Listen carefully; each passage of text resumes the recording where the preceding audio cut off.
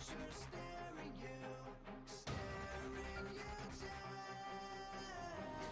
And it's been tearing you down. A dark future staring you down. Let go of the vows you're making, the promises you're breaking. Closer to the sickness that you are, and you will survive no consequence. A small price to pay for your lies, and you will survive no consequences you deny.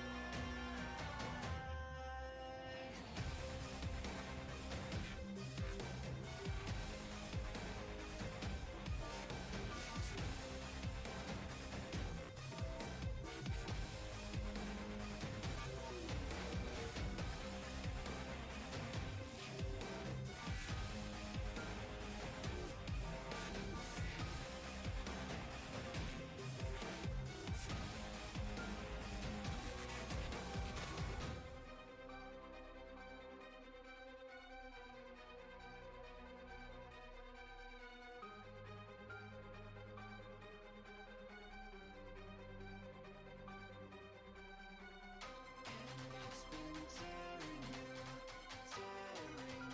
down. A dark future staring you down. And it's been tearing you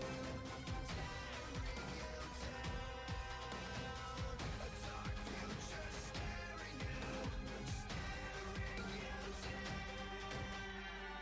Let go of the vows you're making, the promises you're breaking. Closer to the sickness that you are, and you will survive no consequence. A small price to pay for your lies, and you will survive no consequences you deny.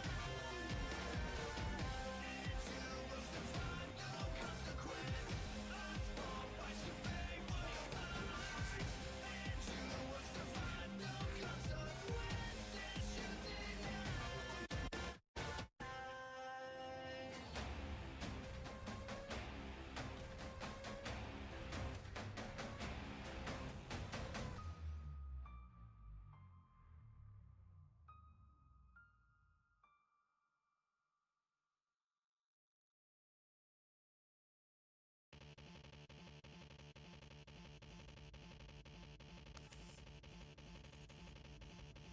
I just want to know where you stand.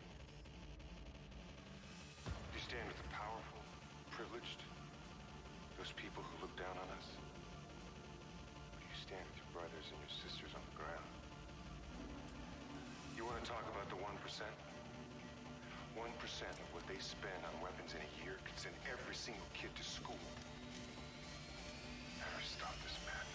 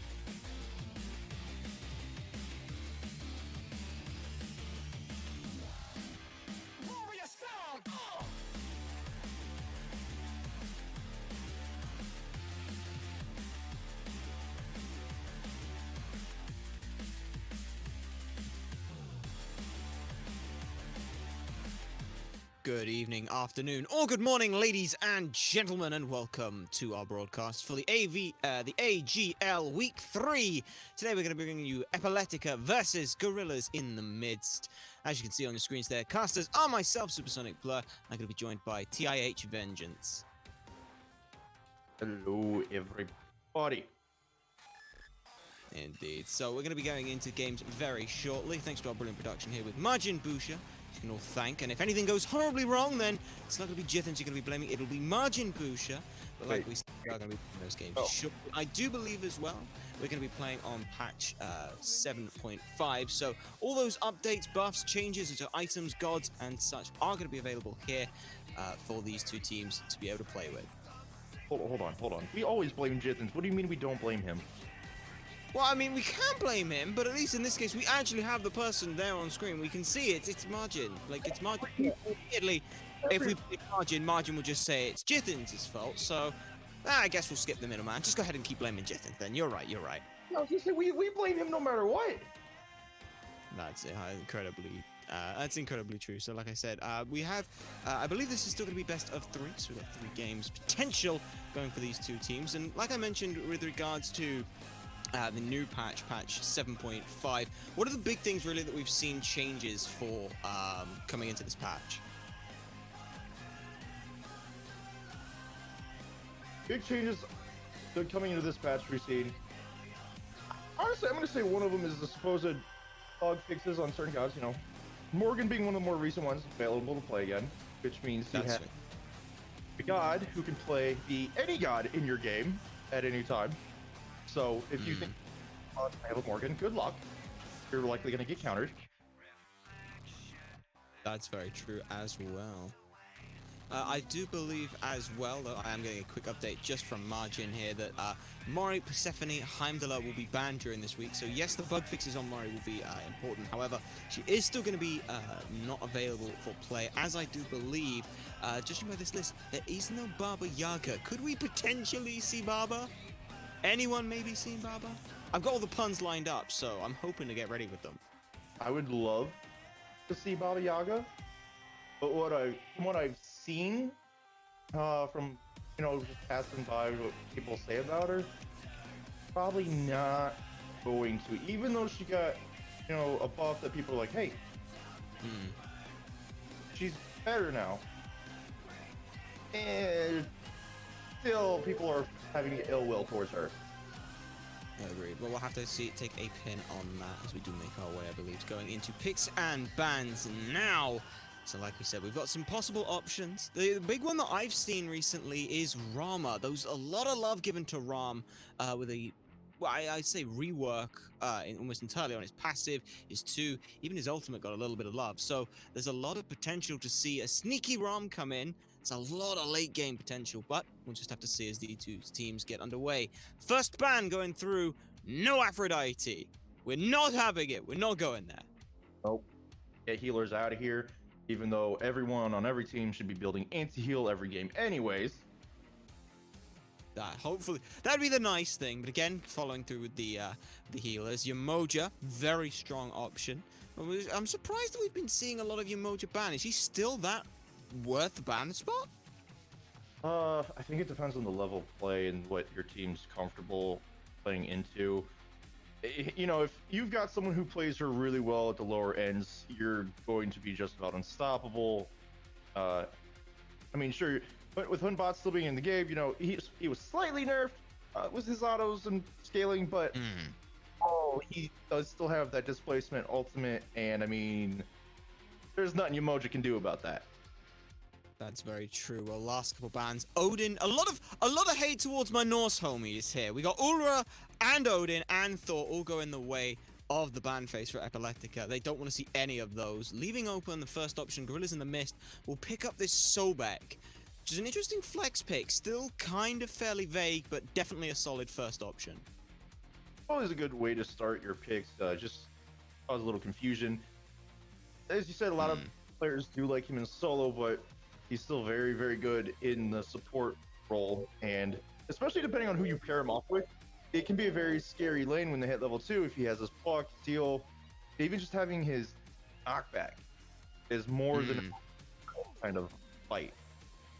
Indeed. Plus, it also as well kind of leaves the door open to, well, if they pick up a couple leaps and we get another knock-up, maybe we could look to run in a wheelish and be slightly more disruptive from that regard. But first picks for Epileptica, Daji and Hoyi. I'm really surprised that some of these mages are getting overlooked. And Daji, this is a pick we've seen sort of be a second set of ban-worthy, so I guess Epileptica really want to focus out on this jungle pressure. First picking the Daji was really smart here because now you don't have to worry about, hey, let's try and get Merlin or Raijin or whoever. Your jungler is now someone who is similar to Ares, but with Rom's snipe range. Yeah. Have more ability to just say, oh, you're Merlin and you flickered? Here, let me chain you. Oh, you beat 2 seconds and chain you again, pull you back in. So it's really, if you have some good Daji on your team, you're not worried about who the mid laner picks, so long as they don't have a really good escape like Toth or Scylla. Well, Raijin is going to be that enemy mid laner they're going into. Thunder Crash is a decent enough escape, but its range, I believe, should still keep them in range of that Pao Lao. So they're going to have to be careful there. Coupled with a Vamana, and again, we kind of have this weird option of this is a flex pick. We've seen Sino run this in the jungle, so it could be looked at here as well. Yeah, actually a lot of warriors being more looked at in the jungle, or Longshan coming back in, Nike being one of the more ones, I think, to most people being brought in the jungle. But to be fair, she's got really strong damage when you run it in the jungle. That's very true, and that's the exact similar ideas with this Vamana. So the thing is as well is this still could be the flex pick. If Vamana's going solo, then Sobek's support, but if Sobek's going solo, then Vamana could be jungle. And you're now trying to go, all right, what's the best option do we deal with to just kind of counter that out? And the option that we've got for Epileptica here is they're going to go with some safety and secure out that mid lane with a Discordia here. I like the Discordia. She's a very good team fight disruption. You know, we don't see any twin bots picked up, so having her brings a little more chaos to it, or two being able to, you know, Raijin can start talking about hitting Vamana at that point. A lot of strife, you could say. Yes, you could say that. And then I do. Herself up for her ultimate, which just, you know, at that point, unless you beats, you're walking around aimlessly. You have a little bit too much, and that can put you really out of position if you're not careful for this Daji to just leave. Well, talking about a position, the options for bans have come through. Gorillas in the Mist focusing out those supports, both very aggressive looking supports with the Kerberos and the Barkus, whereas on the other side of things, Epileptica, first ban was the Awilish, which I like the little option. It was a sneaky potential, but also the Humbats, as you mentioned, so that's not going to be the option. And just talking about what you were on about with the Discordia idea and the ult sort of follow-up, Daji and Discordia kind of, to me, feels like a nice little combo. Discordia wants everyone to be close to get the whole damage off with the explosion. Daji pulls everyone together. It kind of just makes sense off the top of, you know, as a brief look here. Yeah, it's very good setup, and now this Achilles coming in to round out the fourth pick for Epileptica. This just says, I have very burst damage mage. My jungler does a lot. Who you can do a lot if it's his combo off with his ultimate and stun. But he's here able to secure kills, or if he gets big early, he's going to rotate early on into mid. And this Raijin's going to have a very hard time staying away from him because, as we all know, the early level ahead Achilles likes to tower dive. That he does indeed. Last two picks coming through for Gorillas now is on her, followed by a Nike. So, again, we still have a little bit of ambiguity with regards to this solo and jungle and support side of the things. However, the on her, I think we're pretty safe in saying this is an ADC, right? Yes, this on her should definitely be ADC. I don't want to see him go anywhere else with this comp. I don't want Vamana being ADC. Don't even put Raijin ADC. Leave on her against the Huyi. It's the better matchup. Well, the last pick for Epileptica will be their jungler. Well, it could be the jungler, but most likely it's actually the support, the Athena. I've got Cherio on the mind thinking of the Athena, but yes, the Athena. Global rotations, nice solid CC. Again, good setup for the Discordia. I love this pick. I love everything about Athena in pretty much every draft, though. Yeah, I like this Athena too. especially after the Nike being picked up. This just creates a little more trouble for Bereavement to really do anything on it. And overall, that's the thing about Nike Jungle. As long as this is Nike Jungle, of course.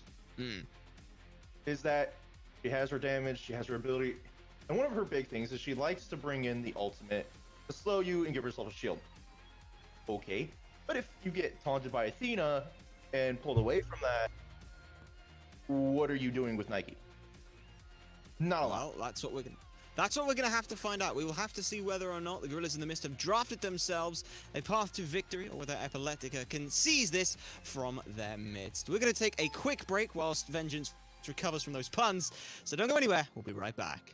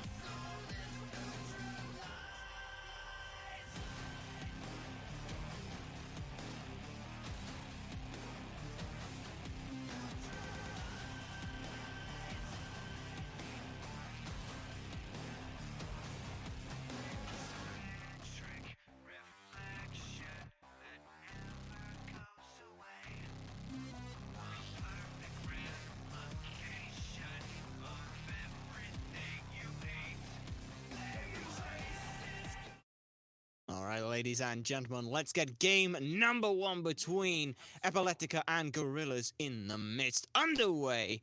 As we talked on the early stage of the picks and bans, interesting draft coming out from Gorillas in the Mist, and we'll have to see how this is going to play out for them. Fuzzy was, or it's not Fuzzy wasn't here, it was Vengeance. Vengeance was my co-host on the desk, and he's my co-host once again here in the casting booth.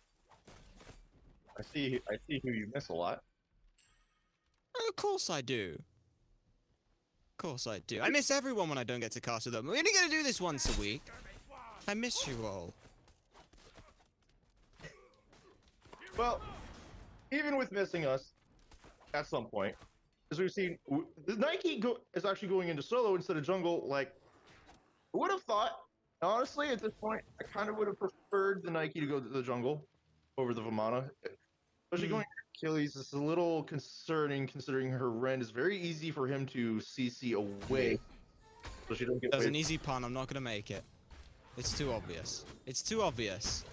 Not going there. Now you mentioned it, and now Now it's in your head. That's the best part. I don't have to say my puns anymore. But no, I do agree with you on the solo lane side of things. But is Nike really there to win lane? I thought she was just like a passive bot for the rest of the team, right? Yes, but in this comp, especially with what they're going against, I really feel as if being in the jungle and being able to bring out presence, at least at level 5 with her ultimate, would benefit her team much more over the Vamana. Ooh, well, hold. That's a good taunt there from Athena. Nice bit of follow-up there. Scroll wasn't taken, getting pushed back into the jungle. Beads are forced, low HP, but they will be able to get away. It started as a good bit of poke now, and again, a really nice pluck from this Sobek. Good bit of damage and very nice body blocks from Athena, but neither of them can really afford to take this anymore. And the Cooper gets first blood, and the second one as well. That's how you start off a game. Great plays coming out of the dual lane of Girls in the Mist. That is exactly the type of aggression I was talking about. If Sobek is paired with the right hunter, you saw the block into the knockback and just resulting in a stun against the wall. Cooper able to get enough damage off to get a couple kills. And unfortunately for Epileptica, not a very good start for the Hu Yi Athena dual lane. Definitely not, but good work from the Athena to try and body block as much as they physically could. Literally body blocking all that they could, even at the cost of their own life. Unfortunately, though, Scroll was then taken, and not in a good way. So yes, they're both going to back. I think for me, the big issue for Scroll was he's got mana pots rather than multi-pots there. Even with if he popped the multi-pot, I don't think it changes whether he dies there. I do think, however, the big difference was not having his leap level 2. As we saw, That's he was true. getting the stun off on Fred at one point. That's true. But that's not enough to deter aggression from Cooper. No, and now look at what Gorillas in the Mist are doing. They're going into the jungle now to try and use this pressure. Red buff. Only Athena's really looking here, and even she just knows, nope, I gotta walk away. And this is a really nice look, because they've already got pressure in the jungle, in the mid lane, due to the Raijin being out clear, so they can get their red, and now they can drop back over and steal both reds. That's again, just really nice use of this pressure. I'm honestly surprised we did not see Hyper just straight up ult bereavement here. And it could be because the sleep up didn't get used. The bereavement was right in front of him. Definitely. Nike's gonna lose a lot of pressure very quickly if he's not careful against Achilles. So we've already seen an example of that starting. We have indeed. However, both have started to look for a back spot. Bereavement has now got that Gladiator's shield, so has the option, at least, to be able to start getting some good healing up. Whereas over on for Hyper Beast Foxy, they haven't backed yet, so do have to be careful with a little bit of pressure. Small level lead into or XP lead, barely half a level, I'd say. But hey, it's the start of what could be something big. Yeah, this is definitely something that, if not paid attention to by Girls in the Mist, could end up getting a little bit out of hand. However, their dual lane having their lead very early, it benefits on her greatly. He's got 2 levels on Scroll right now. That's a big deal. He's retaking the purple buff away. He's got the red buff on. Scroll doesn't want to be anywhere near him, hitting level 5 now. But still very, very dangerous to be anywhere too far away from your tower. And because he's allowing pressure... Hang on. Mid lane, Apple goes down, but it doesn't matter! Buzzy Bomber finds the turnaround kill. A good shell keeps Firebender Fred alive. No drop dead yet. Daji looking to chase down this Sobek, but it isn't going to be them who gets it. It's the Achilles instead. Both soloers making the rotation, but the body blocks are good, and Hellfight will get away. All in all, trading a 1-for-1. Ooh, Cooper was looking to try and pick off someone there, but unfortunately for him, they were able to get away. Now, this was a good rotation out of Hyper. It prevented any more possible kills. And honestly, I'm going to say the only reason he couldn't be more aggressive was because of how quickly the Gorillas in the Mist got the pick onto Core's Discordia. If she survives any longer, the Achilles rotation causes way more problems than what it did. Could potentially be a problem, but this is what you were talking about some of these solo laners starting to make some early rotations, and the Achilles with that execute potential, definitely a scarier one to see rotating early. Yes, Nike's got sort of the wall or the wall of the amount of HP she can provide for herself, but that to me doesn't feel as scary if it's just them rotating. Like the Nike needs to be a wall while someone else is able to free cast. Achilles just straight kills you. Yeah, and speaking of Achilles straight killing, he's typing on bereavement. He's got some Oof. pots, keeping his health up a little bit. Again, no ultimate coming out of Hyper, but still doing his job of just poking bereavement down. But bereavement wants to stay and finish his wave under tower. Now, one thing I am concerned about is that we have not seen Hell rotate over into this dual lane. Where Cooper has a big advantage. Oh, hang on. That might be a problematic spot here. Both supports wanted to go for a rotation. Scroll was baiting out some good bit of damage there, and the Athena ult comes through as well. Fred, though, unfortunately there, has to use the ult to get away. His charge prey was blocked by a minion, doing their absolute best. Mid lane, though, seeing there's no support in the mid lane, it looks like they're going to try and take a 1v1, but Dodgy makes the rotation, Trickster Spirits in, and Buzzy Bomber ends up just split down the middle on targets. Core gets away on under 100 HP. Under 50 HP. That's ridiculous. Oh, really good jukes coming out of 4 in that fight. The Tiger drums were right in front of his face. He popped the Aegis, and Buzzy Bomber did pick up trying to wait him out, but he couldn't find Core in that invisibility circle. With how close he was, he didn't even have the room to really say, I can cover your entire invisibility just with my ultimate. So from that close, it's hard to tell where he's at. Unfortunately for him, pays the price with Hellreed's rotation back in. And now I have to correct something I was saying before, that gank can dual lane. Cooper did have a big advantage. And now he doesn't. That kill there really helped even things up. Interesting, though, we did see from Margin just pointing out, there's an upgraded shell already for Fred here. I'm very surprised. This is before even a second item. In fact, I don't think Athena has one as well. It's just Fred, but he's gone for a bit of aggression here, looking for a red buff invade. Members are around. Apple goes down. Discord again low, forced away. Fred popped the ult, and he popped it out too early. No CC immunity. He gets pulled back into the Palo, isolated, and that's the first pick there, going the way of Epileptica, forcing the blink from Laceration away. It wasn't even up over a red buff. Red buff had already gone down. That just felt like fighting for the sake of fighting. I think it was fighting in order to try and catch them at red buff doing it, taking a little poke from the camp, or to try and seal it away at the same time as getting kills. Unfortunately for Gorillas in the mist, Hellreed had a beautiful ult. Ooh! Wow. Well, you wanted an ult. There we get it. Hyper Beast gets the ult. Uses that, now trying to use the second charge just to try and steal away this bluff. Won't be able to get it, so that will be safe. So Bereavement will be left with that at least. Now Hyper Beast Foxy just going to walk back into lane, and I have to think that the only time we've seen that happen is when Bereavement, well, that is when a buff rotation turns up. So now they're in a little bit more of an awkward situation. Mid lane though, Raijin not deterred from last time, still going to Thunder Crash in. Fred doing what they can, getting taunted back in, stuck and controlled a little bit more, but the damage still isn't there yet. Imagine Core needs to get a little bit more damage online from items before they're really going to have an impact on that taunt. Oh, and the surprising thing here, Buzzy Bomber is a level and a half, almost 2 levels ahead of Core. Core doesn't quite game already.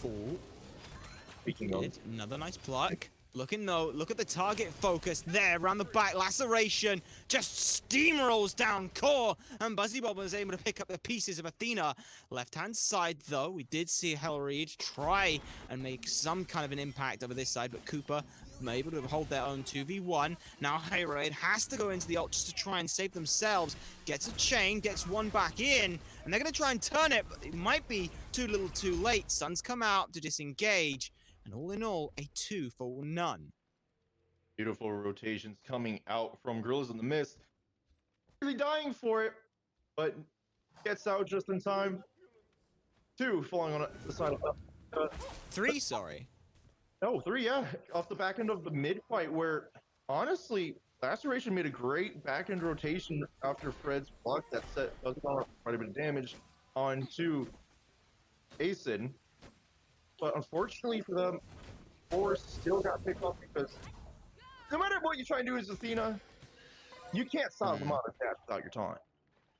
That's very true. So Nice work coming out there from Epileptica, but you see how this fight has been starting to spill out from the lanes. It's not like a gank in mid lane leaves the mid laner ahead. It's this gank in mid lane, and Gorillas are able to sort of sway themselves as a great wave into one of these other lanes. It's mostly been the duo lane, which is just unfortunate for Hellreed. They were trying to do something, but Cooper, who beats Aegis and the ult, I believe, was used to try and keep himself safe.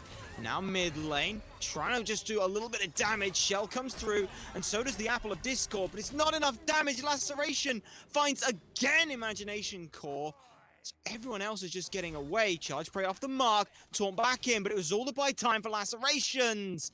We can't quite find the damage. Now they will slip away. Meanwhile, if we look here at the solo side, proxy waving, proxy farming, going Hyper Beast, kind of bit off a little bit more than he could chew there. But he did get the ult out from Nike. Yeah, with that ultimate being down, this leaves Piper the opportunity to rotate freely, because now you don't have that slow you have to worry about or that health shield. It is just a straight up Nike.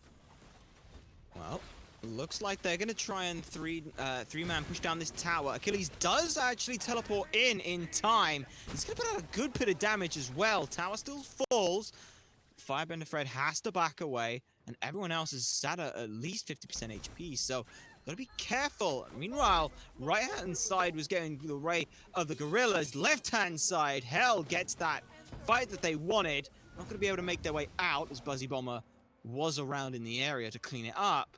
But that's still an alright look for Gorillas in the Mist. They're the ones with a pick and a better timer for it. They'll get oracles. Do you want to see them potentially look for a fight around gold here? Not only is it going to be a potential fight, they're looking to actually just do it as they pop up to go back to mid. But unfortunately, Fred shows Oh. it's good damage off. Unfortunately, Asen is going to make it out. Used that. But Taken came in on the back end trying to do something. Laceration saving Buzzy, and Asenus came Wait, back. they went back in? They went back in? He was I gonna have no idea why Athena was still sticking around there. They had the ult. If they'd backed and then potentially ulted back in, then sure. But I don't see the idea of wanting to stay that long. Now Epileptica still find themselves back around under the foot. At around 2,500 gold. It was this way before, and they wrestled it back. But if it plays like that, they've got to be careful about stepping up that far. This is honestly such a back and forth game right now. For 1 minute, Epileptica's looking at Gorillas. It's just been this way since the start of the game. One of the things that concerns me, though, no rotation out of Hyper. We With still haven't seen that. Sure, he got tier 1 in solo, but he's already been down, clear the wave. Your team wants to do the ball carry. His rotation ahead of Bereavement would have been huge. Definitely, especially with the 11.5, 2-level lead that he's been able to acquire. Hyper Beast, if they're going to play out of anyone, Epileptica need to kind of play out of that, but Plowlow pulls back in Sobek. Charge Prey gets him out of the way of the Golden Apple of Discord. He's low, but it doesn't matter. He's already taken down. Buzzy Bomber finds a return kill on the mid laner. Now this rotation is going to be big. Athena channels the Defender of Olympus back in. Nike made the rotation as well, but these health bars are getting low, and the execution's already been used, so there's no real threat potential. Bereavement's able to pick up one. Another 2 picks now, going the way of Gorillas, but they're not done yet. They're still hungry to keep going. Looks like they're going to opt, though, for the Pyromancer instead of chasing out any more kills. Very smart decision not to chase. Take the objective while you can. Gold Fury is still up as well. Going with the gods that they took down. It's not at risk. So take the free pyro. Push up your waves. Possible step up for Gold Fury. Afterwards, looking at these charts, 3k gold difference in XP in favor of Gorillas in the Mist over Epileptica. 14 to 7 kills. Towers and Phoenixes are even, though. Certainly looks to be the case, and that's usually one of the ways that you find that these gold leads start getting sneaky is you get a 500 gold here from a tier 1 tower, and then maybe another 500 gold, and suddenly your 2k lead expands to 3.5k. But as you mentioned, all the towers are even, so it's not as if Epileptica have a way to sort of accrue some of it back with catch the grounds up. Buzzy Bomber very low, but able to get away there. In fact, actually, it looks like Epileptica still want to try and push down this mid lane side of things. They're still pressuring out Laceration. 3 members around here. with one coming in. There's a good taunt, and it pulls one, but where's the follow-up damage? Discordia hadn't turned up yet. Sorry, Left-hand side. Fred just tanked quite a bit from Epileptica, and that's a little disheartening if I'm on their side of the jungle, just realizing he tanks that much. But Look at that damage, though! Hellreed 1v1's Cooper, Hydra's Lament doing work, and they secure Gold Fury. Blinking from Nike is good, but it eats a lot of damage. Now Hell's up into the sky, finds the chain. He's found 3 chains, pulls 2 members back in, and that's great look for them. There's another shot. They do lose one in return, but their damage has already been done. Hellride pulled one back in, forced the ult, 3 picks, and a Gold Fury for 1. If I'm Epileptica, I'm screaming Worth, and I'm screaming for the team to keep on going here. Especially in this dual lane where everyone's retreating, picking off Fred. This tier 2 could very well be free if they want to go for it. Taiko drums are down on Buzzy, but Fire? Epileptica decides to back off, which is a little surprising considering Buzzy's the only one up. And no one else was up for at least another 10 seconds. That tier 2 very well could have been free if not the kill onto Buzzy. Very interesting to see from Epileptica here. I guess they wanted to just try and use the gold that they'd accrued to back up. We do see that Hellreed has a full Arendite now off that last engagement. So huge spike in power and and kill potential for this Dargy on pretty much anyone now. And this is very concerning. With the type of ult that he just hitting all of his chains, Yeah. that's not something you want to keep happening. So now, Girls in the Mist, anytime you're around an objective, are going to have to be very careful of where Hellreed is. If you don't have eyes, he's going to be behind you. He's going to do some damage. And the second you turn on him, he's just going to ult. And you're going to have to run under all your beats. So that's going to be the big issue for Gorillas in the Mist at this point.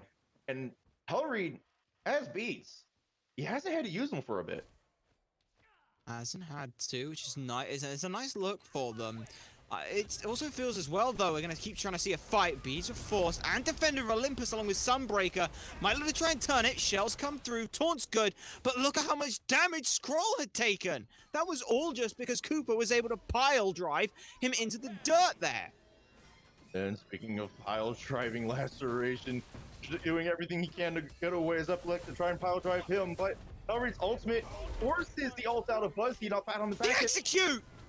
Comes through big. Hyper Beast finds one on the backside. I think he gets a 2-man taunt. Dargy cleans up Buzzy Bomber fantastically. Now members from Gorillas in the Mist are just too low. Cooper finds one, but he's shot back down immediately. Hoyi, undeterred, goes back in. Can't quite find the bounce, but will turn his attention back around to the Nike who's behind.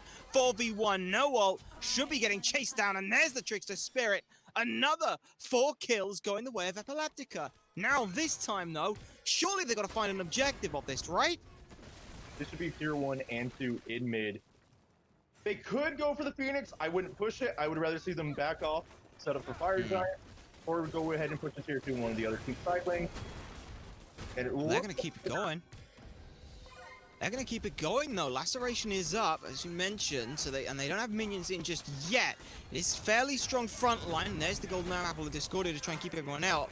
Achilles is very low here, and we'll end up falling to pretty much the Phoenix. Laceration picks up a double because Hellraid jumps in and eats a Phoenix shot? I'm sorry. We have a learning moment, courtesy of SMITE. When you have members close to half health, low mana, and Don't dive a Phoenix. you take 2 towers, make sure you're looking at respawn timers. Oof. Not just that, but now Buzzy doing what they can. Forces out Imagination Core. I believe that was the Aegis used as well, just to be absolutely sure they're safe. And I can agree with you. You kind of don't want to push it, but as soon as Epileptica, they see Hyper Beast falls, fair enough. Back it out. Hellreed jumping back in to secure a kill that had already happened, just to tank a Phoenix shot and immediately die? It's a very awkward look here, and now we can see that contagion from Firebender Fred is a big component of what it was. All that healing that Hyper Beast Foxy thought they were going to do, they just weren't. You know, this just comes back to what I was saying earlier, how everyone needs to have anti-heal. Buzzy and Fred are the only ones on Gorillas of the Mist who have it. What they do have right now is a Pyromancer. ult from the whole Yi used, and now everyone else from Epileptica is forcing their way in. Golden Apple of Discordia bounces off the pillar, but it only ends up hitting one. Now Darji forcing her own ults. With good luck around the backside, Athena channels the Defender Olympus. There's an execution potential, but it's body block. Laceration outfinds the damage dealers on their side. Antis finds another, so it's still a 2v1. Achilles keeping the fight going, mostly onto Firebender Fred, who will be able to dash away to safety. But it's still a 2v1, and Epileptica might feel more comfortable this time trying to go under this this Phoenix in the mid lane. That fight honestly looked like it was going Gorillas in this way. But with the two members going back towards Epileptica in the jungle, unfortunately it turns into their favor. And now Cooper getting caught under his own Phoenix gets deleted, and this mid Phoenix should fall. Oh, not again. Buzzy finds one, but the Phoenix ends up falling. It's a good look. Hyper Beast able to secure that one. Hellblade falls to minions, which is unfortunate. So it trades out as a 3 for 4 and a Phoenix in the end. Gorillas in the Mist have done a very good job holding under here. No, they really have, but unfortunately this time the mid Phoenix does fall. However, two members of Epileptica fall in return. If there's any real objective play outside of that Primal Fury, that's up. And honestly, I would like to see Epileptica start setting up for it. Maybe have a Scroll solo it if he's able to at this point, which really he should be able to. He should be able to. As this Definitely gonna look for it. Objectively, but because Primal Fury stack as they spawn in the game, it'll help set up better for the enhanced Fire Giant player in the game if it goes that long. Agreed. I'm going to see as well the heavy mace hover over here. You mentioned about anti-heal. One would like to believe this is going to be a Brawlers, and that doesn't feel too bad for the whole year, especially with the Sunbreaker. A nice big AoE application of it. You know, pretty good. honestly, oh, there it is, Ross. I was going to say, I wouldn't mind it if it was Titans, because he still has 3 members on his team who do have anti-heal. Girls and Mason have 2 sources of it is what concerns me more. Because sure, he's on but he can't take a whole lot at the front line. Well, a little bit of jockeying for position around the Fire Giant side. Around the back side, we're already seeing deep lacerations goes. And the ultimate was forced as well. Doesn't really look like Epileptica used anything to try and get that either. So that looks like a pretty free win for Epileptica. Now, Gorillas in the Mist, kind of in a deficit here if they want to try and take a good fight. Already forcing one low, and look how low that on her got from the double bounce. It's low enough for them to be picked off. Hellreed now trying to put out huge amounts of damage on the Buzzy, who was just trying to fire over the wall. It's a double kill now. Pal out for safety as well. Draw all the ire and attention away from Gorillas in the Mist. Finds the chain laceration. Has to get pulled back in there. No way of avoiding that one. That is a triple kill unofficially now for Epileptica. And that's 4 picks with all 5 members standing and the Titan wide open to take. They're going to look for it. They're going to try and end here. They should very well be able to end. Gorillas in the Mist have unfortunate picks coming off due to trying to counter-aggress onto Hyper as Titan does finally fall. Really unfortunate for Gorillas in the Mist there. Buzzy, Hellreed killed Cooper near Buzzy. He should know that Hellreed was there. Instead, turns his tackle drums towards where the team fight's happening. But that's not the right call in that situation. Sure, you want to help your team, but you're the team's burst damage. You falling after you're on her is what opens up the rest of what happens, because you don't their team no longer has that damage to deter the aggression. They know, hey, we can collapse under the 3 remaining members and kill them. Fred's the only one able to survive. But it's still too much. And going against Cave 2, you banned Dodgy. Yeah, I think given the way that Epileptica played, we had some slight sort of concerns over why are we picking Dodgy first. Seems kind of weird. Hellreed showed us exactly why they picked it first pick. It took a little bit of time to get going, but as soon as they were able to start taking these 1v1s, burst numbers down, that Hydra's Lament came online, and they just ran through any 1, maybe 2 members from Gorillas in the Mist, be that Cooper, Buzzy, even Lacerations ended up suffering a lot because of how this Dodgy played. And then, to top it all off, it's not as if she was just bringing damage. The fact that she was able to just sit up on the ult, say, you can't hit me now, and I'm going to make you keep fighting the rest of my team, was so impactful. Yeah, and really, this is one of those things where it's like I said before, Aji unless you have a god in mid who has really good escape with distance on it, like Thoth or Scylla, it's going to be very, very difficult to get away from her ultimate. Ryzen, sure, he's got a good teleport, but unfortunately, unless you're halfway past the range, towards halfway of the range for Taji, you're going to get picked off again, and she did a good job of being on top of Buzzy nearly every time she ulted. Agreed, but that's not to mention though the Epileptica, the Achilles coming in mid. You look at the whole of Epileptica and the score lines, aside from Discordia who had a slightly iffy game, everyone on this scoreline looks like a scoreline I'd be happy to see in the game, so it's going to be very difficult for Gorillas in the Mist to try and pinpoint that, but we'll have to see how they're going to do that in Game 2, which we'll be bringing you shortly after we go to a quick break.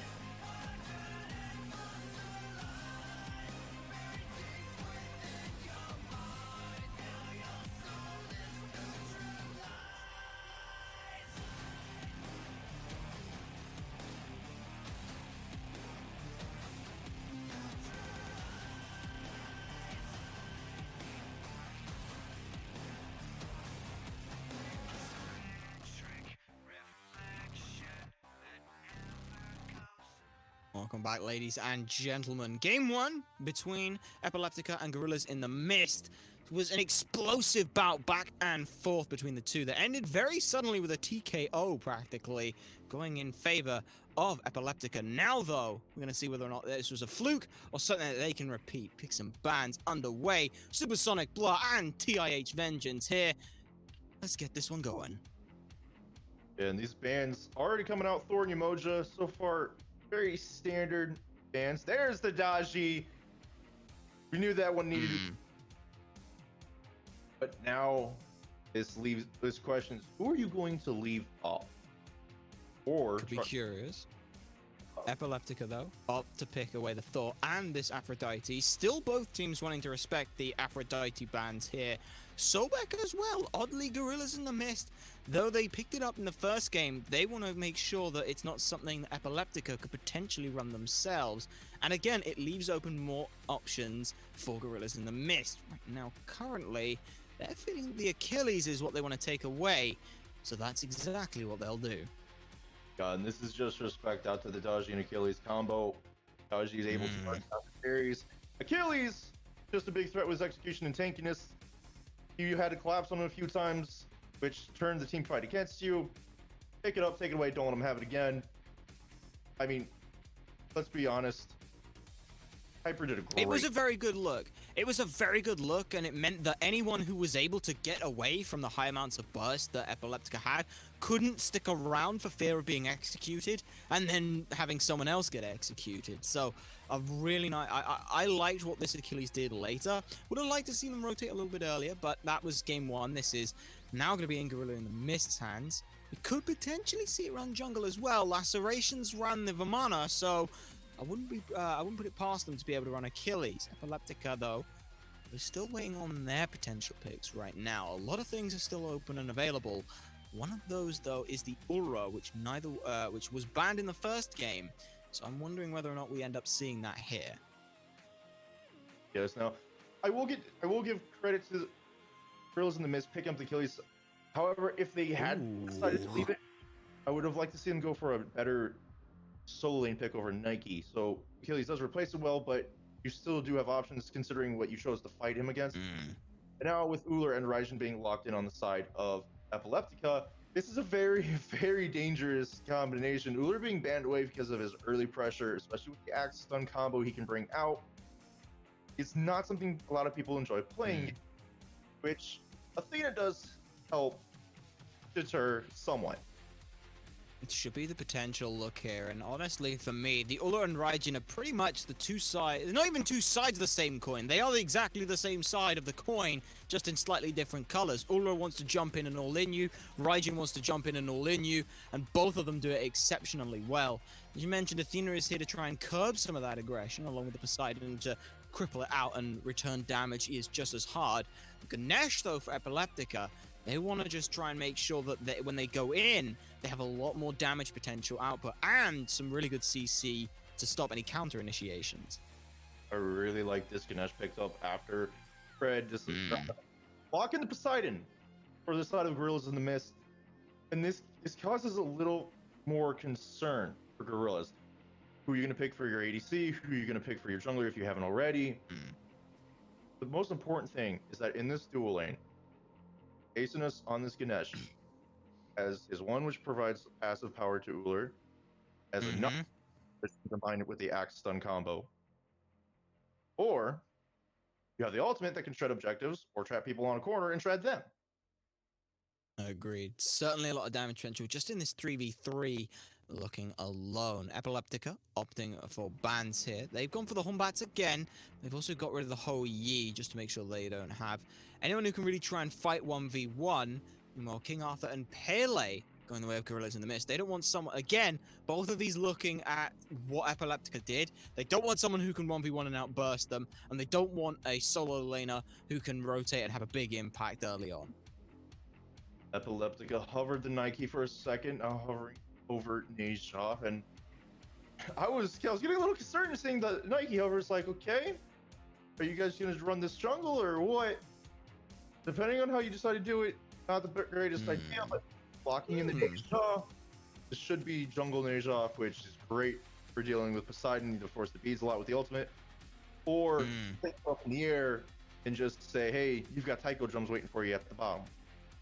Agreed. It's also interesting to see where it's gonna, or what targets they're gonna be able to go with. There's not so much that the damage output underneath is lacking. It's just so much that they can already deal with a lot going out. Bacchus and Hachiman will be the duo lane for Gorillas in the Mist. Bacchus banned in the first game, so hopefully it could be interesting. But again, this is a very tanky frontline looking here from Gorillas in the Mist.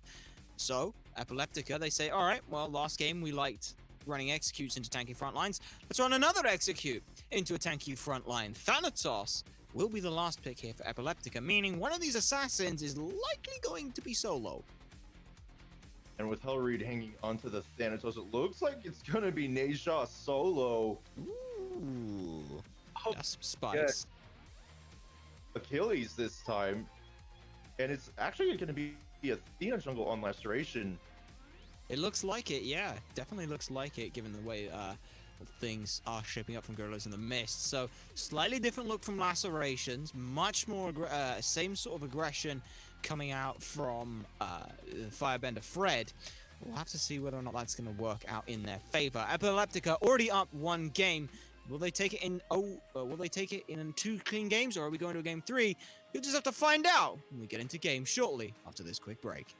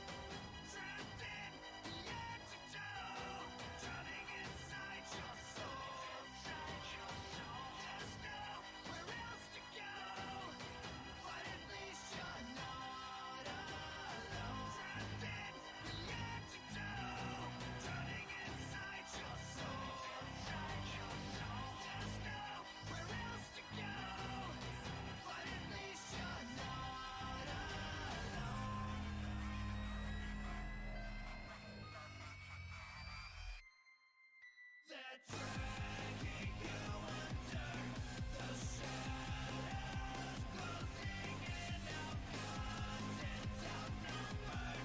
You disintegrate and carbonize, alternate monster lies, buried deep within your mind. Now your soul is neutralized.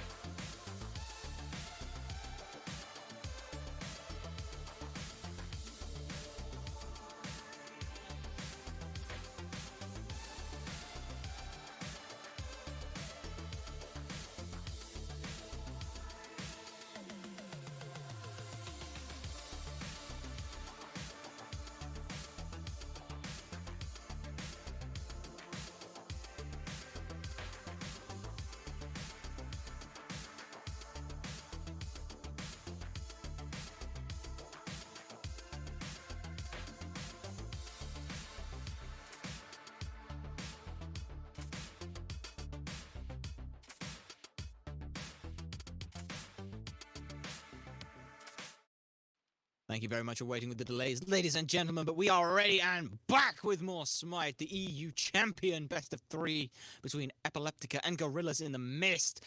We're already on the second game here, and Epileptica looking to clean this one up in 2. But Gorillas in the Mist trying again with this triple frontline comp, but slightly differently this time. This time running Athena in the jungle and having the Achilles on their side, whereas Yep. tried a little Asia solo here. It's interesting for what it can do later on in the game. I'm a little concerned about how it's going to pair up against this Achilles. Well, it's already looking okay, that AoE basic attack and some decent clear. But for now, like you mentioned, it's just kind of there to exist to farm. Whether or not Bereavement's going to let it happen, we'll have to see. We're at left-hand side. Even though it isn't Ulra with a Ganesh here, it's still the Hachiman and the Barkers who seem to be having a bit of the better time in lane.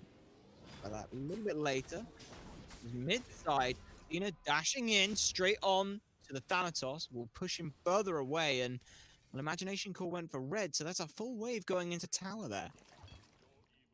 Yeah, it's a little interesting to give up a wave.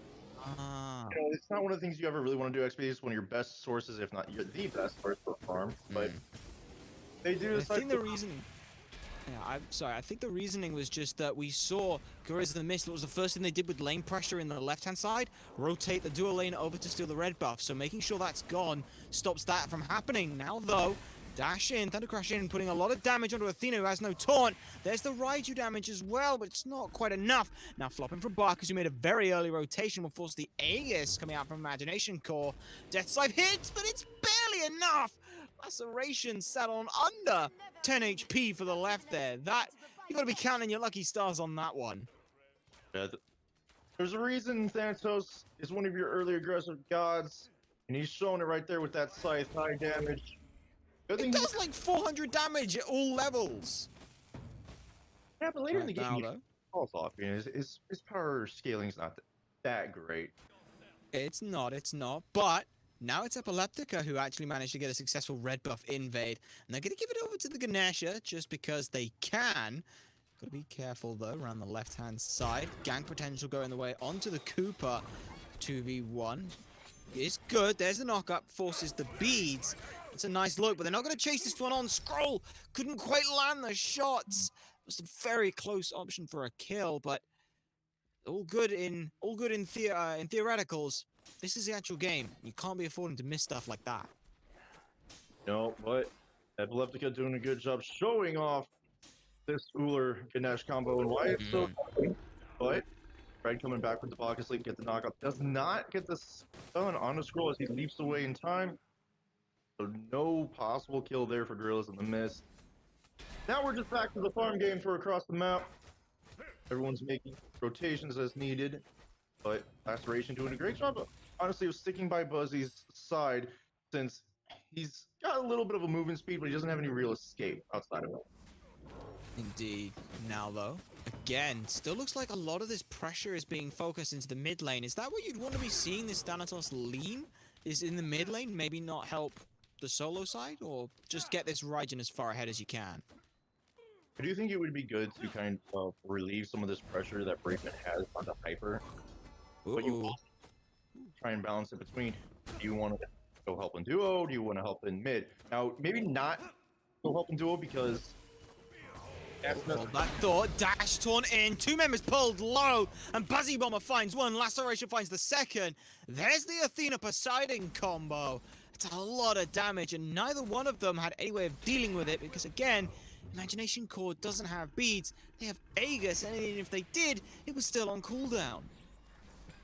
and this actually helps. My point here is you have to balance where you want to be as a jungler for your rotations. Dual lane you haven't really needed to because Asus was doing a good job of helping there. But as we saw in mid lane, he was sticking a little too close to core of the taunt, getting very well timed. And the crack coming out. Bereavement. Oh. Getting low, actually gets caught by the Windfire Wheels. That should be enough damage if they can land it. And Hyper Beast with the early back, able to use this power play. Bereavement still hadn't backed. A symptom of one more wave as you end up in a bad spot for the next fight. Lacerations as well caught in a bad spot, just looking for farm. But 2v1, the ults come out, and that's enough to put them down. And a couple of unfortunate kills going against Gorillas in the Mist there. One on Buzzy Bomber, or not Buzzy Bomber, sorry, Laceration, getting caught out at the neutral mids. Another one on the Achilles, who's getting caught But out. he's got support this time. There's the Thanatos, but Defender of Olympus comes out. Hovering Death has been used, but he's not quite low enough. Bereavement able to heal with the Gladiator Shield. Forced to disengage. Meanwhile, Barkus on the rotation as well. Will get slashed away from the Belch, so it's all good. Flop holds him in place, and Taunt pulls away another member. Out comes the Intoxication as well. The damage was too split. Now they're looking to try and use this position to go for a blue buff invade, but I'm not so sure that they have too much to worry about here. Epileptica instead just trying to try and farm up mid. Now over in dual lane. Cooper so control at the buff. Used mounted archery to just finish him off. Mwah. That's a French kiss. That's how you run him over with the horse. Frost would be proud of that one. And it's surprising how much damage output that a Hachiman can do, even into an Ula this early on. Yeah, Sashi does have pretty good poke damage on the early stages of the game, but that kill, more importantly, does help his evil back now after the left. Oh no! Mid lane! A triple going the way of Buzzy Bomber. Well, a double and another kill picked up. Hellreed blinks into their demise. Looking to try and put out more damage on the Lacerations, but instead just eats a full Kraken combo to the face. All three members in this mid lane get picked off. Gorillas in the Mist. Well, their mid laners sitting pretty now.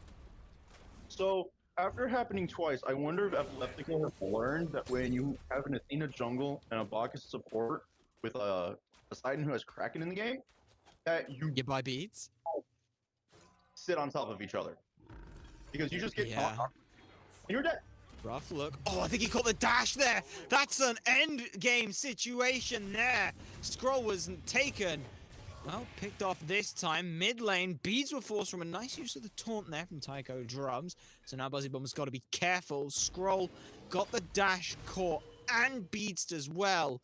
And this Barkus is doing really good work setting up a lot of kills across the mid and duo side here. It really is. And the surprising thing about it is that even though he does have good rotation with his feet and knockup potential, it's kind of surprising that Asinus has allowed this to go as freely. He does have the silence with Ganesh, so it's kind of concerning that doesn't seem to be getting used as often as it should be. Well, when Firewheels comes out right into the hovering death there. That's a nice little combo to set something up. Solo side, Hyper Beast is looking good. Mid lane, though. Well, I was going to ask about the Ganesh and why we hadn't heard much from them. I guess it's because every time they've been anywhere near any members from Gorilla, they've just been controlled and put down in the ground. Well, I think Gorillas in the Mist are a little upset about how the last game went. I think they are indeed. Now they're looking for a Gold Fury. Athena gonna be the one zoning away. Scroll is here, doesn't have beat, so has to be careful. Looking to try and steal it away, but isn't gonna get the opportunity. Gorillas in the Mist, beautiful target switch. Bait him in and pick him off. And Gorillas in the Mist are just doing a great job of showing off this Athena Bacchus combo between the taunt and the belly flop knockups. You have to be careful where you are. If you don't have vision on exactly where they are, or if you're alone and they just see you, if you don't turn tail and run, as we just saw, you just get destroyed. As soon as he's knocked up, other members of Gorillas in the Mist just step up a little bit, and then he's going. Yeah, and now you look as well, Laceration opting for more cooldown, but it's not just cooldown in like a Breastplate of Valor. Oh, I'm a tanky Athena. No. With this lead, they're going straight for a Spear of Desolation, so it's a lot of power and early penetration when not much magical protections are online. Athena's going to be slapping hard now. Yes, now, I will say this much. Even with what's been happening in mid and dual lane, this time in solo, Hyper not only has he gotten somewhat of a level lead, he's the first one to take a tower down. He has better rotation pressure across the map, and as an Aja, is very, very dangerous for Buzzy if he gets caught out. Agreed. Bereavement gonna be having to work overtime to try and keep this one under wraps. Maybe make a rotation with themselves now that they've already lost the tower. But it doesn't look like that's gonna happen. Mid lane, again, another kill to the Poseidon, and there's a second one as well. Dashing away on the Thunder Crash, but they aren't gonna let that one go. Hyper Beast's rotation pays off dividends. They pick up one, and Raijin will be able to squeak back under the tier 2 tower. Hyper Beast, though, that whole time, picked off another kill, so it ends up in a 2-for-2. Now Buzzy having to use this cripple to make sure Hyper cannot keep chasing him, slowing him down just enough. And this is what I was talking about. Hyper's got that advantage with the level. He's got the pressure and solo with the tower being down. Make the rotation early. He did it this time. Rewarded with a double kill. And unfortunately for Gorillas in the Mist, if this continues, They get left in the dust. all of the kills they've gotten so far will just be taken away. Oh, gotta be careful. There's Defender of Olympus Falls just from Armillary Sash as Hyper Beast. The thing that I was so impressed with is that Hyper Beast keeps too busy and stops Gorillas in the Mist from not only chasing down Raijin, but now they can't really look at any kind of, pushing tier 2 tower. But hold that. Mid lane. Hellreed looking for a cheeky invade, just gets taken down. Bereavement made an early rotation that he wasn't quite expecting to see that. Now, though, it's Epileptica that want to actually start up this Pyromancer. I don't think Gorillas in the Mist know anything about it. Well, it's a good thing Epileptica appears to be getting this for free. I'm a little concerned that Hellreed made that decision to go for the back camps with Laceration staring him down. Poseidon's nearby in the mid lane. So even if you don't know the solo being there, why would you stare down someone who has a taunt and has been doing a great job of setting up damage for the mid laner, or has had Bacchus immediately?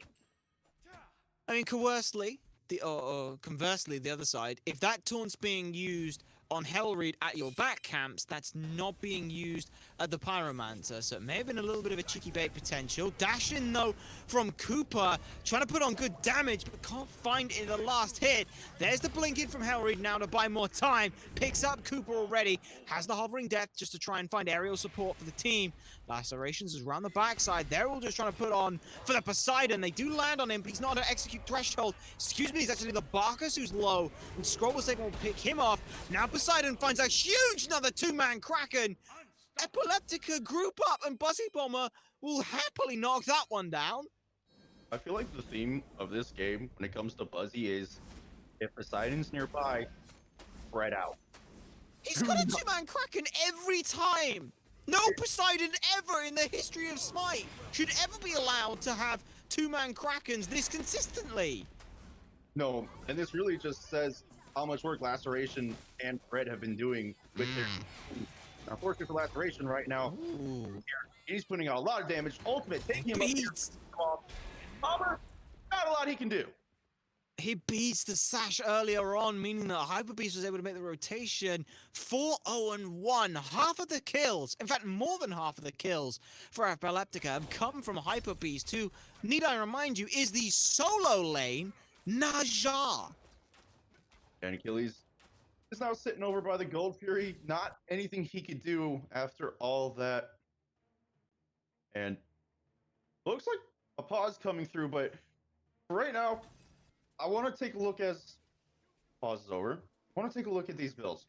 We see Laceration on the Athena's running Spear of Death, so put up it, and it looks like he's going straight into Upstart. It's nice. Where was the damage?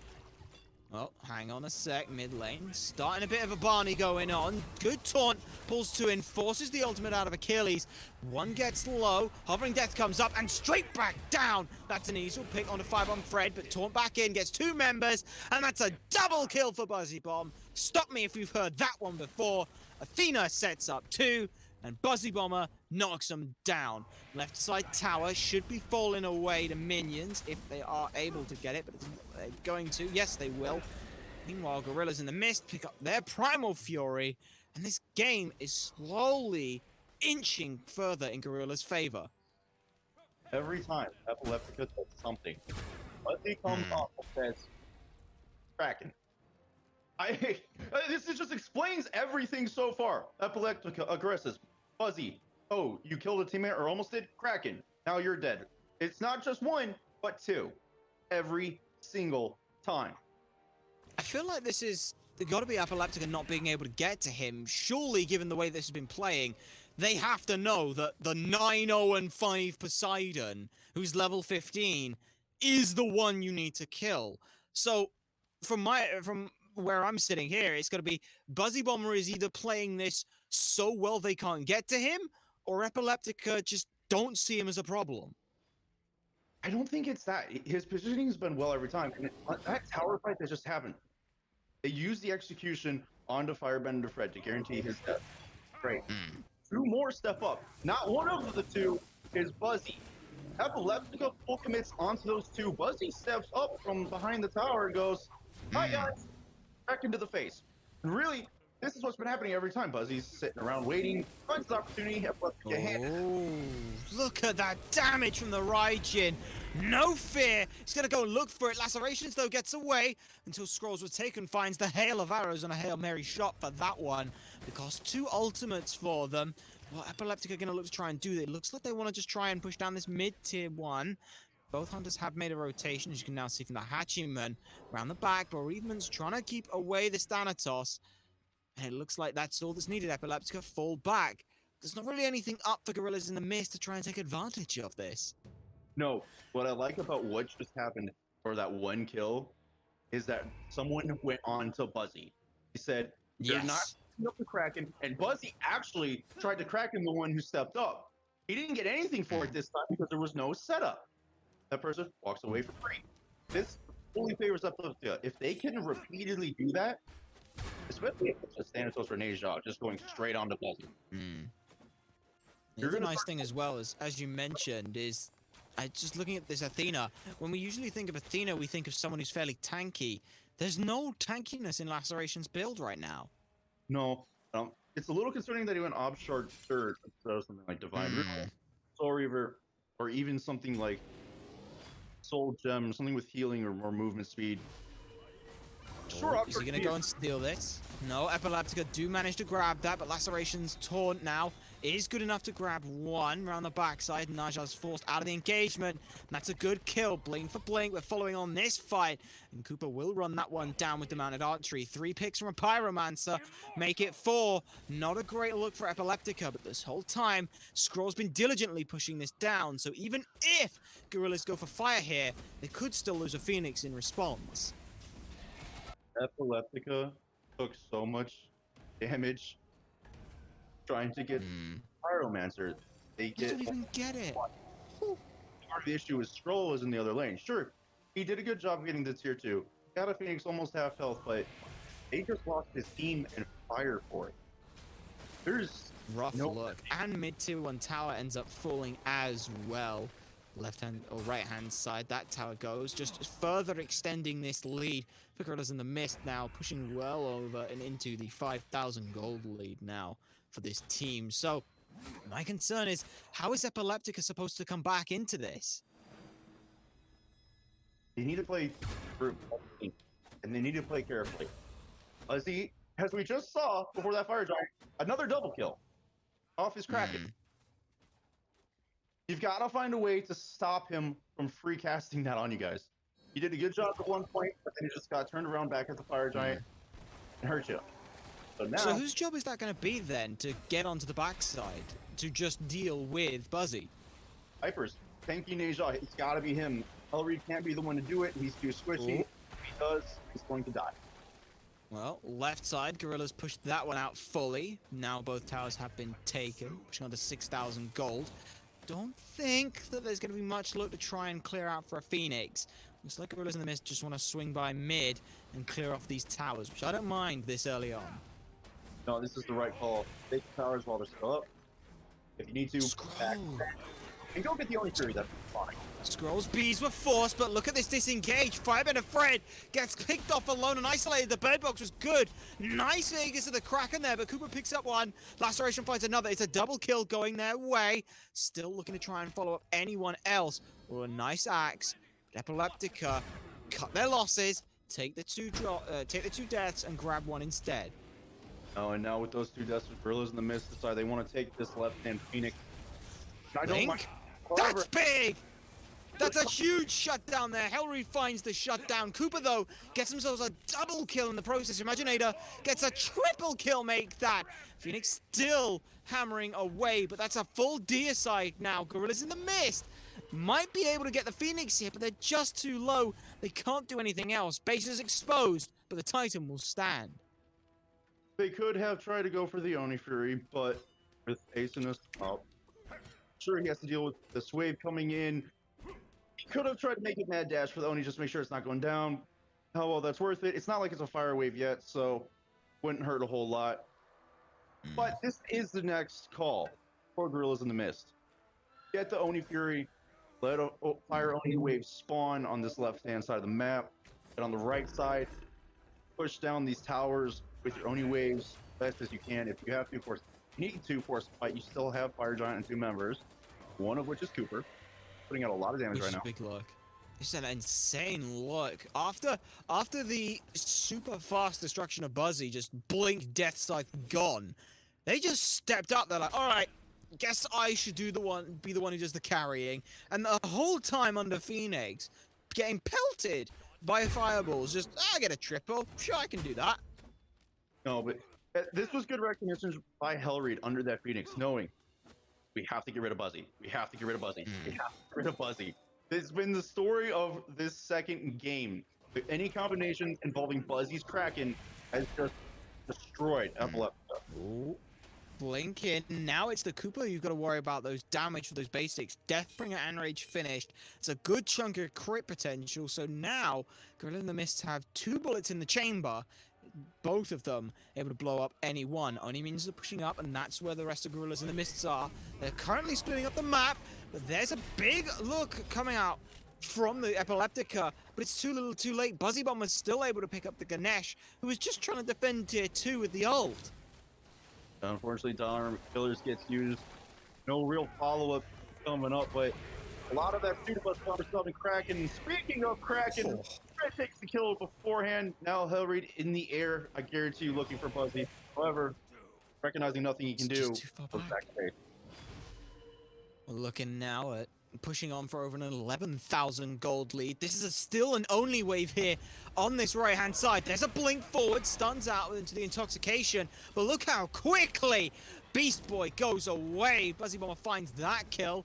Members from Epileptica are respawning, but its damage has already been done. Second Phoenix going down now for Epileptica. This is looking more and more concerning for Epileptica. Every time it seems like they get some sort of aggression started that could help them. Gorillas in the Mist just have what they can do. And this time, Buzzy's Kraken wasn't effective. Firebender Fred taking the kill before it could do anything. But because Gorillas in the Mist were grouped so well, Hellreed could not commit to anyone off of his ultimate. The rest of Epileptica having to back off. That right side Phoenix was free, essentially. But now, this Fire Giant, we're 23 minutes in the game. We have yet to see an enhanced Fire Giant come up.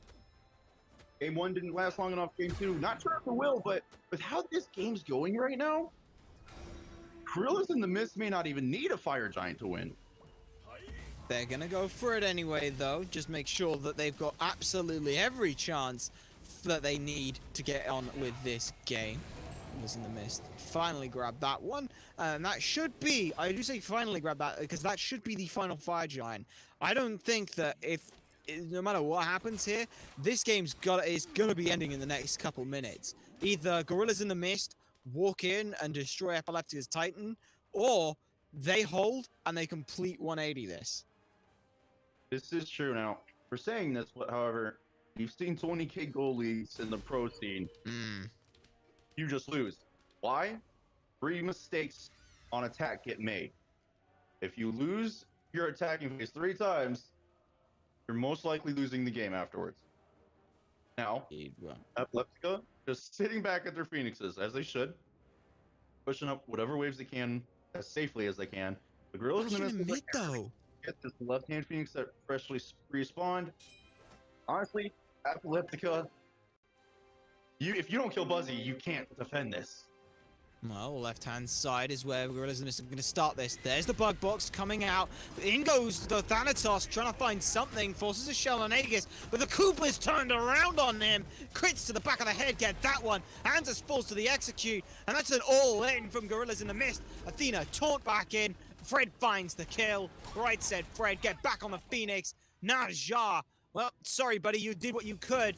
You ain't going to be able to survive this one. 4 members dead. Gorillas in the Mist. In the last 2 minutes, I said they'd be looking to try and walk in and end this, only Raijin up, but they ain't going to be able to do it. Full D aside, and no one has stopped them. Gorillas in the Mist take us to a game 3. Well, they weren't able to kill Buzzy at the end, and they used so much to try and kill him. Cooper just doing everything he wants on the back end, taking multiple kills. And unfortunately for Epileptica, there's just nothing you can do at that point. 17k gold down. Phoenix's strip Fire Giant in the hands of Gorillas in the Mist. And they just played this comp very well.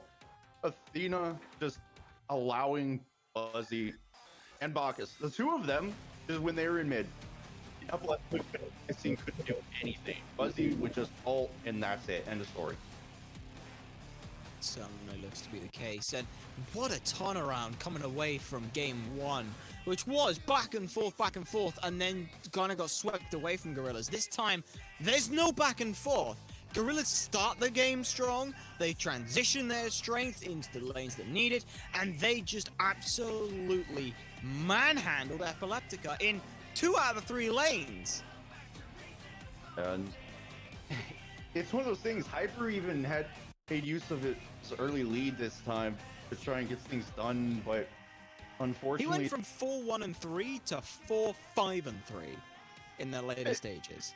that's the unfortunate side of, even though he was making a good early rotation to try and help his team, Pastoration and Fireman Fred just kept pressuring this mid lane and just saying, hey Buzzy, here's a couple kills. Here's a couple kills. Like, how many times did we see multiple doubles, multiple 2-man, 3-man ults? It was absolutely insane. Lacerations. It got a complete 180 from this kind of comp. They started off as the Vamana, who could run down the back line and sort of pick off members, to Athena, who's the one who's starting the engagement. And again, as we mentioned, Buzzy did so well, but then look at the Cooper. The Cooper just silently started accruing 6 kills, explodes into the left-hand side with a triple, gets the Phoenix, and now suddenly what started as Epileptica, all right, we got to get the Poseidon, we got to find the Poseidon, Poseidon's the target. Suddenly now they don't have enough damage to be able to deal with that. They don't have the targets because, yes, there's only 2 damage dealers here, or there should only be 2 damage dealers, but Laceration was doing enough. Firebender Fred was picking up kills left, right, and center as well with the team. Everyone from Gorillas in the Mist looked like they had the threat potential of, oh my god, this guy's running away with it, we got to kill them and focus them out. It's just one of those situations where they got too good early and it just snowballed. Really unfortunate for Epileptica at the end of the day. One thing I will notice, there's been one consistent for these winning sides, Achilles. It has been Achilles. We'll have to see whether or not that's going to be the Achilles heel for the losing side of this. Thank you for setting me up on that one. I was hoping you would, and you did. We're going to now take a quick break whilst Vengeance finds something hard to drink to be able to get over that one. I'm going to stop myself bursting out laughing at the thought. You guys go get a drink as well. We'll be back with Game 3. Don't go anywhere.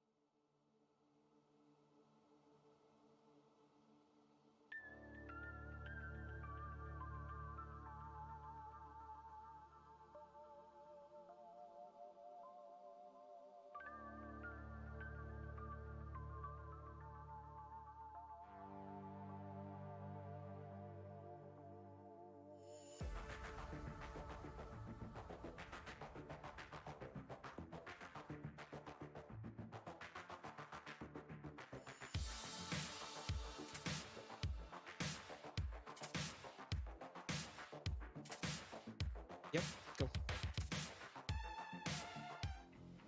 Ladies and gentlemen, we are back here with your Week 3 AGL. Epileptica and Gorillas in the Mist. Both games have been a dominant performance, and it's now down to the wire. This is the game. Last two games don't matter. It's a best of one here. Epileptica already underway with picks and bans. Fast and Furious coming out. Aphrodite, Odin, Aura, Yamoja, and Achilles has been taken off the table. Yep, now we get to see who can really win without Achilles being in the game. Achilles being on the winning side both games in this set so far. Honestly, makes sense though. He just the pressure he can provide, especially if he's ahead, is just ridiculous. He's tanky, he's got good damage, he's got an execute. Just get rid of it. Well, that's definitely been the look. Talking about getting rid of it, Ho Yi, Epileptic's going to be running that one back. Scroll wasn't able to grab that last time, so will this time. However, Gorillas in the Mist, they're going to lock in this Athena-Poseidon combo. And now it's scary because we know Laceration can play Athena, but are they going to run back Athena jungle again, or is it just going to be Athena support? That's what you've now got to ask yourself if you're on Epileptica. Yeah, at this point, I would be assuming that they're looking to run back Athena, pick up Bacchus next. This is where you've got them. This is where the mind games just comes in. Because Oh, this yeah. point is like, do we just take Bacchus here so they don't have it, or do we risk it and just ban him in the next phase? Only problem: what happens if you don't pick it, they don't pick it, and you ban it, and then they pick Kumba? It's a Kumba lot of Athena mind Poseidon games. is a very deadly combo. And it still fits the exact same idea. Epileptica, though, they're going to run back their Darji. That was the one that wasn't banned out from this game. And, well, if Hellreed can play that way, now we're going to see, is Lacerations going to be the driving force in this game, or is it going to be the Darji instead? Sobek as well for Epileptica. Could be running against this, or with this Ho Yi in the dual lane. Could be going solo ways as well for Hyper Beast Foxy. We'll have to see. Last pick for Gorillas. I'm going to play it safe with a late game Jing Wei. Given what the Cooper was able to do last game when it turned to the late game, what better god to give him than this? Yeah, Jingwei being very safe. And even if things start going wrong for him early, just able to use that passive to get back, not really miss too much farm, if any. So it's just one of the safe picks that usually you don't see a lot of people enjoy playing against. Now, Raijin and Discordia both banned. Raijin being common god between the last two games played. And then Awilix and Bacchus. And shocker, shocker, Athena Poseidon, get rid of Bacchus. This still leaves up Kumba and Capri, though. It does indeed. The Raijin Discordia, though, is a really nice look for Gorillas in the Mist. Don't give any leeway in this mid lane for Epileptica to potentially out-pressure this Poseidon. There's very little left that could potentially out-clear here, unless you want to look like a Hades or maybe a Hunter mid, but that might be pushing it a little bit here. Yeah, the only Hunter mid you really would want to go at this point with Hula being banned out is Neith or Medusa. Medusa being risky, although she does have her ability to stun. Neith being the more favored with the cross-map snipes she can provide, either set up a kill or take one down very quickly. And Brave locking in Jingti in for Gorillas in the Mist. A god we haven't seen too much so far, but still one of my favorites to see be brought in. The amount of control he brings in is way too much fun, and especially with Athena Poseidon, Epileptica got to be very careful. Agreed, and it's still a flex pick if Bereavement's going to be able to take this, whether or not we see Fred run this. It certainly seems to be a god that Fred wouldn't mind running. It's something that can get all up in someone's face and help pressure out hard. But Epileptica round out their build with Goddess of Demonetization, Isis, and Hail to the King, Hyper Beast Foxy gets a potentially deadly looking god here. You just say Goddess of Demonetization? If you say her name on YouTube, you will never be allowed to make any money ever again. That is Isis, for all intents and purposes. Oh man. But was Isis a good pick? Or is Isis a good pick? I guess is the other question I gotta ask. You're trying so hard to pun this off that you confused yourself. That's not a pun, that's just wordplay. There's a difference here. Puns are wordplay. Oh no. Yes, but not all wordplay is puns. Okay? Coming from you, it's a punt. All right, fair enough. Last pick for Gorillas is the Osiris. Going to be looking to try and give Bereavement something to be able to do with this King Arthur. For me, this is still something that Hyper Beast should be the one to be able to control here. Though, I guess since we're down on the last game, I got to ask, who's taking the set? The set. Oh, this is hard to say. Okay. See, it's hard to say. You've got Hellraid back on Daji, but you have. Sorry, set. Try with me. Set. There you go. It's not hard. Set. I'm really forcing it to turn to the bottle here. The set. Yeah. So, well, it is hard to say. With Hellraid back on this Daji, that was a big problem for Girls in the Mist in Game 1. However, Laceration, Firebrand, and Buzzy are back on this combo, CC, and Kraken. So, Epileptica has to be careful of that. I think the big question is going to come down to... I'm going to pressure you for an answer here. It's just one more word. Epileptica, Gorillas. Which one you saying? You got to say one. It's hard. That's what I'm saying. This is hard. I say the comp favors Gorillas, but if Epileptica pop off early, especially on core, they'll take the game quickly. Well, this game is pretty much going to come down to the side of a coin flip, whether or not Epileptica are the ones who get the ball rolling, or Gorillas in the Mist keep their game momentum going from Game 2. We'll have to see. We're going to throw it to a quick break before we bring you the final match of this evening's broadcast. We'll be back shortly, ladies and gentlemen. Take care.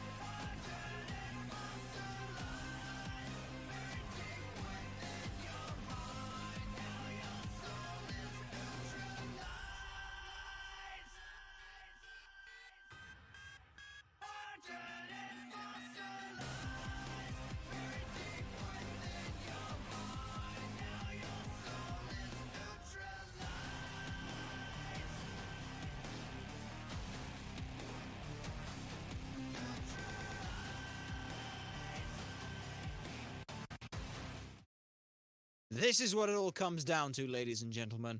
Last hour and a bit we have been here. Epileptica and Gorillas in the midst have thrown down 2 matches and tied up the game 1-1. Now, though, both teams seem to be getting back the pieces of the puzzle that they wanted and were able to show them success. For Gorillas in the Mist, it was this Athena-Poseidon combination. And for Epileptica, well, Hellreed's back on the Darji. Whether or not which side's going to pop off better, we'll have to find out here. Supersonic Blow and TIH Vengeance for the last time this evening, bringing you the game. And Blur. One thing I want to point out is Hellreed on this Daji has started this tier 1 of either Trans or Hydra's Lament instead of going into any pen item. A little interesting because it kind of delays the damage that you'll get on her with the pen early spike, but depending on how if he plays the same he did last game, it's really not going to matter. Agreed. It's definitely going to be interesting to see the early side of things. It's again that slow ramp up, which we kind of saw. But if Gorillas play the early game this way, I don't think that Hellreed's going to get the chance to even go in as quickly. But 1,000 cuts, looking to try and just lacerate into laceration. I like that. I'm so glad that they like that. We'll clear them away. Meanwhile, hello, less than 2 minutes solo kill from a King Arthur.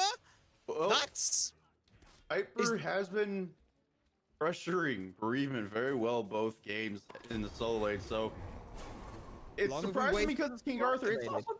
also not surprising because it's Hyper on the King Arthur. I gotta agree with you. The way that we've seen Hyper play, it's been pretty much, all right, I'm going to get lane dominance now. And you give them a god, which usually you'd expect to have some issues getting lane dominance. But as soon as that Gladiator show comes online, poof, it's almost impossible to fight into. Now, that Glad Shield is 500 gold sooner. And look at this, Gorillas in the Mist having to pay attention to this. They're going to loop around the backside. That's Poseidon. That cripple is going to be working. A lot of damage in, or in. 3v1, it's good, and that will pick them up. Buzzy Bomber answers back, but it took a full rotation from this early game, and now Isis is able to get some good work off. Gorillas in the Mist, running it back down against Epileptica. Lowest Scrolls was taken, but this is just an all-out war on all fronts from both teams now. No, I do like that rotation onto Hyper to make sure he's not going to pull ahead too early this time, because they've learned from the last 2 games. He's gotten a lead. He can start being a problem, especially on this King Arthur. It would be a lot worse for him to be able to have this lead and keep it. So rotation is good. Sure, you missed the wave, but you've also stopped an immediate threat of this Arthur could have hit this level 4 that he's now hitting could be I'm about to hit 5. That it definitely could be, though unfortunately that first blood bounty will be enough to get Hyper Foxy the full Gladiator shield. So Bereavement's still a little bit on the back foot, but as you mentioned, it's not staring down against the King Arthur ultimately early on. So nice look there, but is it at this point Epileptica just trying to play damage control, or what's their game plan this early on? Epileptica's game plan really should be take advantage of the lanes that you should have the pressure in. Over in dual lane is the Jingwei, Jin Tian running. So what they should be doing in duo is clearing as fast as they can, and then fighting with the wave there. Sure, Jingwei can give a lot of poke early, but her clear's not the best early on either. So if you can make her fight with a wave there, you're at advantage. Ooh. Kraken comes out, but doesn't secure the red buff. Now Imagination caught again for the 3rd time with a nice juke there. Able to get away. Darji trying to chase this one down. Doesn't force anything from Buzzy. So unfortunate there. Not quite level 5. If that had been level 5, there would have been potential to look for something. Now Firebender has grouped up for this Joust 3v3, as has the Sobek. And just looking at the dynamic of the mid lane then, who are you looking to sort of be the ones to initiate anything there? Gorillas in the Mist should be the ones initiating every time. You have Laceration back on this Athena, so you most likely looking for the taunt Kraken again. And plus Firebender Fred on Shintian, when he hits level 5, he's going to use his Whirlwind of Rage of Steel to try and toss people towards him. Ooh, well, hold that. Darji's going to be the one who starts things off, dashing in, forcing Beach and Buzzy. Now they're going to pull back in just one. But they will be able to get away. Xingqian very tanky this early on, but still no ult. And I think that's what Epileptica wanted, is without the ults, they wanted to try and force something there and then, so Firebender Fred couldn't get out. No, but they did do a good job of getting the beads down on Buzzy. Unfortunately, couldn't kill him, but he had it back, which, to be fair, at this point in the TKO. game, takes longer than dying and respawning anyways. So now, they have a little bit of a farm advantage. Hello, there's a potential for a 1v1. Catches the agility. There's the beads, and Sunbreaker comes out. Airstrike might be able to give enough distance for Scrolls to put between Skulls and the Cooper. They're going to be able to get away. But look at this Poseidon rotation. Gotcha. Scrolls put down in the ground. Beautiful work there from the mid lane rotation. One of the common themes we've seen in these games this set is greed. Cooper, being solo Scroll, really wanted to finish him off instead of just letting him back and come back. Ran his way into that jungle, and unfortunately for him, Buzzy was rotating Laceration, ulting to give mitigations onto Cooper. Unfortunately, Scroll takes the bait. Well, now over on this left-hand, or the right-hand side for Camelot, for Avalon. Won't be able to grab one. Taunted back in, but not quite under tower. Getting lower members of Gorillas in the Mist versus this King Arthur.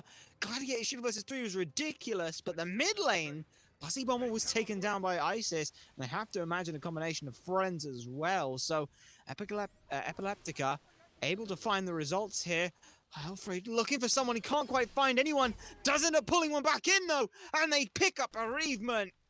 That's a very cheeky play and a lovely look there.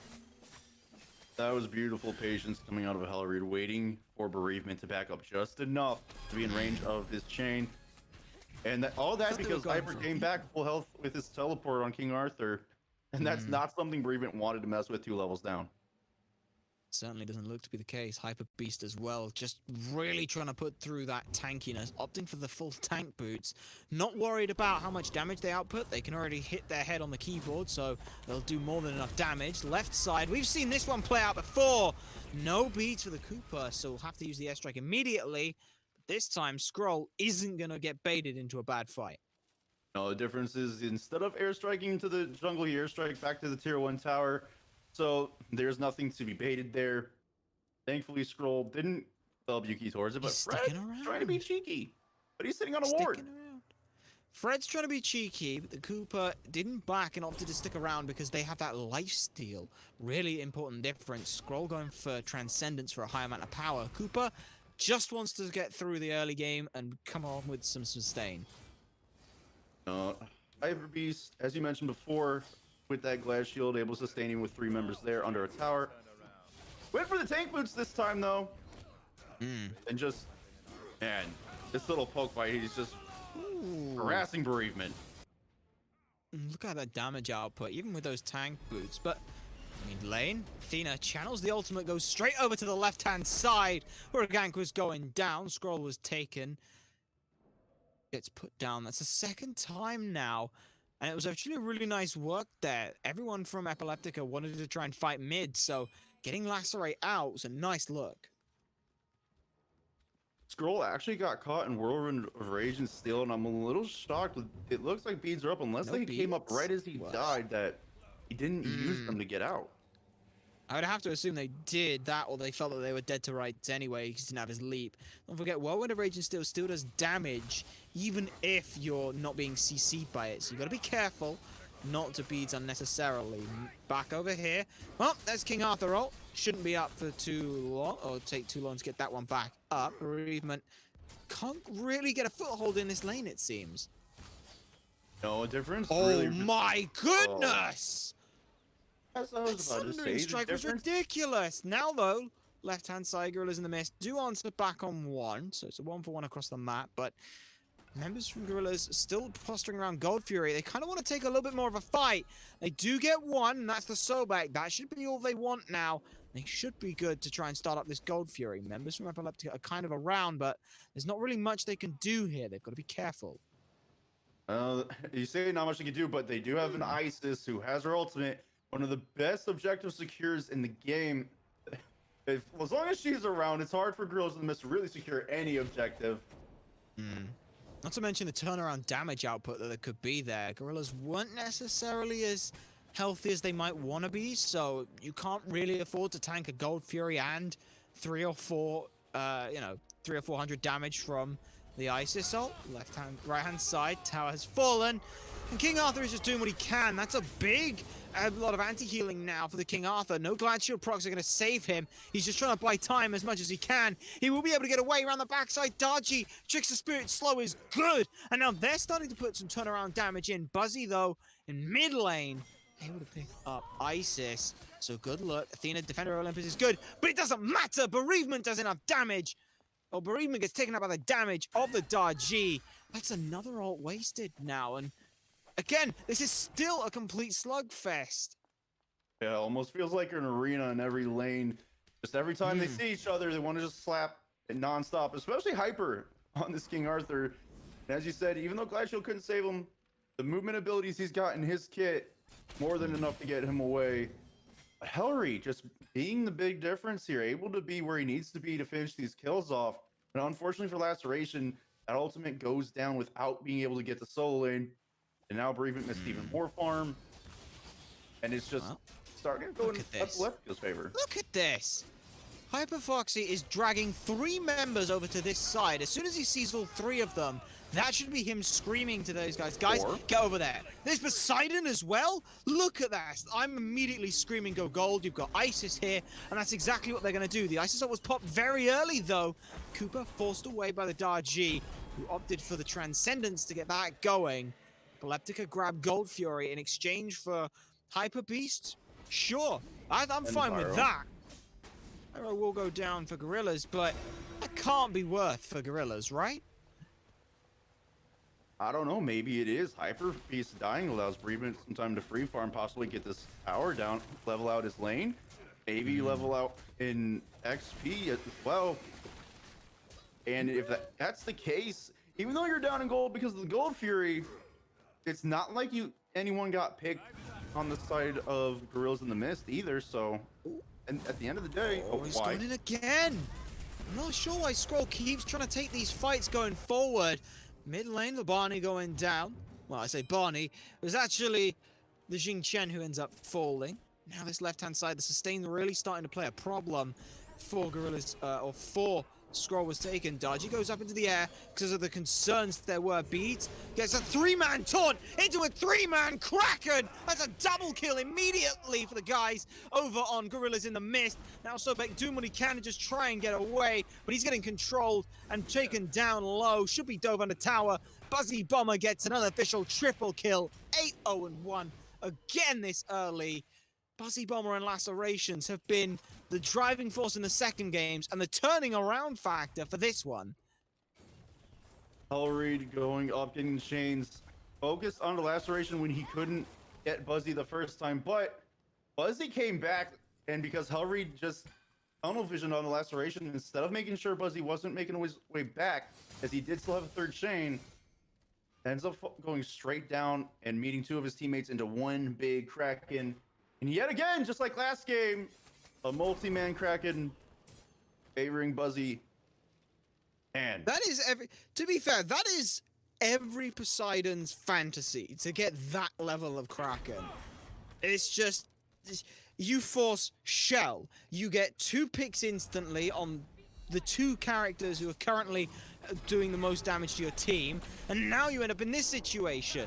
Now Reed Fire will fall to the constant aggression from Gorillas in the Mist here. And now we're actually seeing Bereavement be the first one to make a rotation. Only a level down, but still missing a full item in comparison to Hyper Beast. Yes, but these rotations that he's been making ahead of Hyper have been enough to help Gorillas in the Mist stay ahead of Epileptica and win these fights. Ahead in kills 11-6. Gold, pretty much nice even. block. But it's not good enough. Athena still lands at the previous location. Isis doing what she can to get away, and the slow from the Lucky in the Waters will do good. Good body blocks. They will body block the preemptive charge. Looks into the Jingwei. He's trying to find someone. Will Agility, can they find the one shot? Yes, they can! Cooper picks up the kill on a good rotation. But it's still, what are Gorillas in the Mist going to do? They're being driven back from the jungle. One is low, or alone, and one is half health. They've got to be careful. Hyper Beast wants to be a hyper carry, but King Arthur really doesn't feel like the god who can 1v5. Another 3-man taunt, and another 3-man Kraken. You've seen that one before. This time, a full triple kill going the way of the Poseidon in the mid lane. 11, 1 and 2.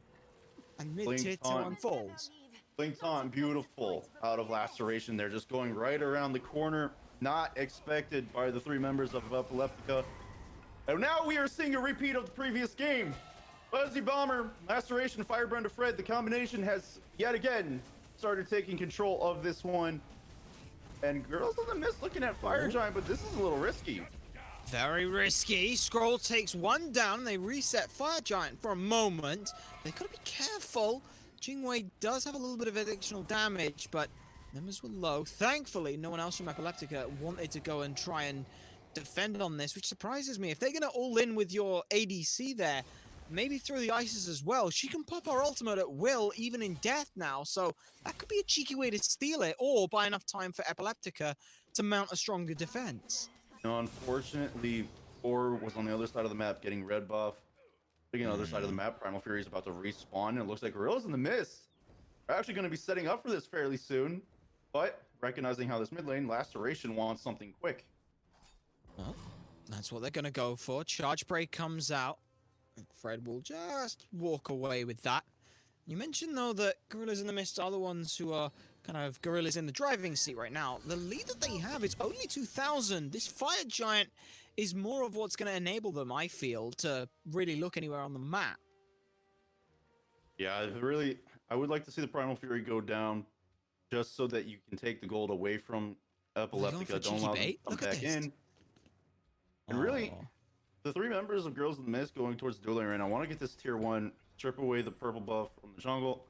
You're actually going to give it to Buzzy, which I really don't mind. With where he's been playing, that it's still going to be useful on him. Agreed. It's a nice little bit of attack speed. If they does get dove, it's a little bit of additional penetration. It's always nice to have the purple buff. That void buff with the penetration is good. Gorillas, though, grab the tier 1. We're kind of posturing around the tier 2. But instead, they are going to fall back just for this Primal Fury. Looking to see if they can pick off King Arthur. They will use the Whirlwind Rage and Steel. Not able to find it. Charge Praise off the mark. And now Athena, who is split pushing, will come back in with Defender of Olympus. It's a nice chunk of damage, but it's only onto the front lines. So not too much to worry about. They're not looking for any objectives. They're just looking for a fight. This taunt, but off the mark. But nice hold from Buzzy. When you've been having these kind of taunts set up, it's usual to just rip the Kraken straight away, but he holds it very nicely there. Yes, and now Girls in the Mist finally deciding to do this Primal Fury as minions start pressing towards that tier 2 in duo lane, and Epileptica, they're just finding themselves on the back foot yet again, unable to get anything really going. They had something early on, but Gorillas in the Mist decided they were going to use Laceration and Buzzy to follow each other around. And that combo yet again taking charge of the game. Tier 2 going to fall. Epileptica giving this one up for free. Firematch is up. Fire Giant won't be up for a few more minutes. This leaves Gorillas in the Mist. I want to see them go for this tier 2 in mid or solo lane. Allow them to have pressure back towards the Fire Giant when it respawns. And whether or not Epileptica are going to be able to hold or defend here, it doesn't really seem like they're going to be able to. They don't have the best kind of defense for these towers. They are going to just drop back and defend the Phoenix, where it's a little safer for them. All the ults available. And the question is, in the second game, Gorillas in the Mist had this combination, and no one really was able to get onto the backside to deal with it. How is that changing this game with the King Arthur and the Daji here? Well, the change this game is, unfortunately, Hyper Beast, even though he was started off looking really good, Gorillas in the Mist decided we're not going to let you have this advantage again. We're going to take you down. And by doing so, he's been unable to be the first to rotate. It's been bereavement every time rotating beforehand. And it's only benefited Gorillas. Hyper has not been able to do anything on the back end. On this King Arthur, he's actually had to back instead of going in multiple times. And really, you're hitting this point of, if Hyper's not able to be effective on King Arthur, what does it mean for the rest of your team? In team fights, sure, he'll be in the front line, but you're most likely going to get Krakened anyways.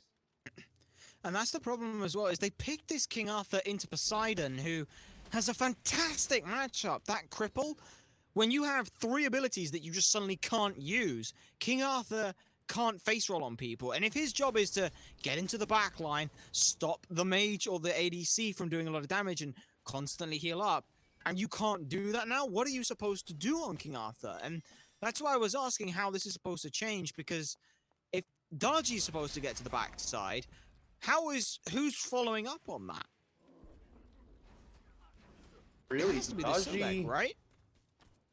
No, the play now for them is Taji needs to pull someone into the Phoenix, and you just have to burn them. So instead of Darji diving back, she pulls someone closer to her where the rest of the team is. She sort of almost does the inverse of jumping in with Trickster Spirit. She just pulls someone in, right? Yes, because the one thing that can happen, King Arthur does have blink. Sure, you have a cripple in Poseidon, but if he can blink into Poseidon and ult, you are able to kill whoever gets pulled in by Hilari's ult, as long as they get pulled because beads are down. But that's going to be the hard part. Certainly looks to be the case. Hellreed, though, fully stacked Transcendence. Fire Giant on Gorillas in the Mist. They're just going to wait around to see if anyone's going to push it up. I think, though, they are looking for a pause here, so that's why we're going to see that. But this gives us a good little chance to, talk a little bit further on what I was saying there is, Hellreed, we've seen a fairly quiet look from the game. I feel like, for me, the opt of going for the Transcendence felt that they wanted to play like first game, which was, I need to be the one in the driving seat here. But because of this slower start they've had and Lacerations pushing forward, they've not had a chance to really get online. No, and after Transcendence had a couple of nerfs, it really hasn't been a first item for the jungler anymore. More people have been relying on going Brawlers, Yotems, or Crusher first. And I would have rather seen that on the Daji. It sets up a lot more early kills. And honestly, it probably allows Hyper to do more. Because having that pen damage would have affected Bereavement as well. Agreed. Plus, for my look of things, if the target is Buzzy Bomber, here's a god with no CC immunity. I want that ult up as often as I can, just to be forcing beads. It's the same idea with the Humbats. As long as your cooldown is less than beads, that's great, but hold that. Right-hand side Phoenix is already under siege. Buzzy Bomber finds one in that combo we talked so much about. Dodgy on the back, Trickster Spirit's in, but gets thrown back in. Airstrike to reposition. Now Dodgy's trying to find someone, but it's just to peel off members on the backside. The fight spilled far and wide, but Cooper's damage is good to pick up a double kill. The front line isn't tanky enough against Gorillas in the Mist, and now with that gone, all the ultimates down from members who are left alive. Phoenix should be wide open, given the fact that it's Athena who's based as well. She's got Defender of Olympus. They could straight up just march in here. They'll use Defender of Olympus to channel in on one member. They're going to play it safe, opt for a second Phoenix here rather than go for a risky end. No, I like this call much better. With Scroll having been up in 15 seconds, even if using Defender of Olympus to get in, you have Hellreed or up. These two can still combo to wipe out both of your carries. Sure, it does look like they're going for the third, but it's all five. All five members with Fire Giant. You can't just face walk into an Athena, buddy, especially when you don't have beads. That's just going to cause a world of problems. Circle of Protections is good zoning, but that's all it is at this point. Zoning members away. Dash in. Now Isis is caught unawares with the pants down. That's another kill. 2 members go down. A deicide following the team. Gorillas in the Mist take a pounding in game 1, which I don't think they were too happy about. So instead, say, nah-uh. We made a mistake game 1. We ain't ever making those mistakes again. Fastest game of the set, 23.5 minutes. Gorillas in the Mist put this one to bed, 2-0. Oh, and in the end, Gorillas in the Mist showing that their dual Guardian combo with Poseidon is a force to be reckoned with and is more potent than most combos you're going to see in the mid lane. They did a very good job of making sure those at least 2 of them were always together. And unfortunately for Epileptica, that combo, they could not find any safe haven from. Certainly doesn't look to be the case. It is unfortunate to see how that ends up, but great work there coming out from Gorillas in the Mist. They played through their strengths so well, and even when looking at how we saw Laceration build, I was concerned that, oh, if you're going to pick this Athena again and play the exact same way, maybe focus her because she's not building tanky. No. Never got the chance, because as soon as the taunt comes out, they're immediately CC'd to death. There is no get CC'd and then they die. It's CC death. Just CC death straight away every time. And that's just shows you the comms Gorillas in the Mist have in order to just communicate, hey, playing taunting, taunt's good, Kraken immediately happens. Members fall from Epileptica as a result. And really, that last one, Firebend Fred didn't even have to do anything to help set that up. All he did was, oh, hey, you guys wanted to avoid the Kraken? Let me bring you back to the rest of the team, pulling both tanks out, both tanks died to the members of Gorillas in the Mist, and Elfried tried saving his own teammates. Unfortunately, bereavement on the Osiris was a little too tanky to fall, and was just able to WP with the rest of his team afterward. Agreed. My question, though, is to any of the teams looking at watching this game and not feeling they're going to have to go up against Gorillas in the Mist, what did you see that there's potential to deal with here? How do you look at this comp and go, we can exploit this, or we can build around this way to deal with it? Well, part of it is looking at the solo lane. Obviously, Hyper was doing very good against bereavement every game, up until the game 3, where the rotations came in and kill him. That was a must happen against him. So if you can take advantage of the solo lane, sure, but you have to use your early lead to rotate quickly. If you don't, it's all for nothing. And especially if they're running this Poseidon CC comp, if you can't get control of Poseidon with Taji or even Ravana, who does a great job, and Ravana may actually have been the call here with having his CC immunity in his overhead kick, avoid the taunt, avoid the Kraken, and just be able to WP the Poseidon maybe. So it's definitely, you want to make sure you have a god pool on every one of your players that can deal in every one of these scenarios, but most importantly, you want to make sure you're communicating, warding properly, and hitting the right targets when you need to. Well, we'll have to see whether or not the Gorillas in the Mist are lucky enough to be able to get this comp again. Congratulations to them. They did take this set 2-0. And commiserations to Epileptica. They put up a good fight games 1, 2, and 3, but it just wasn't meant to be. That's going to do it all, though, here, ladies and gentlemen. We will be back next time with some more wonderful SMITE action. But for now, like I said, that will end things off here.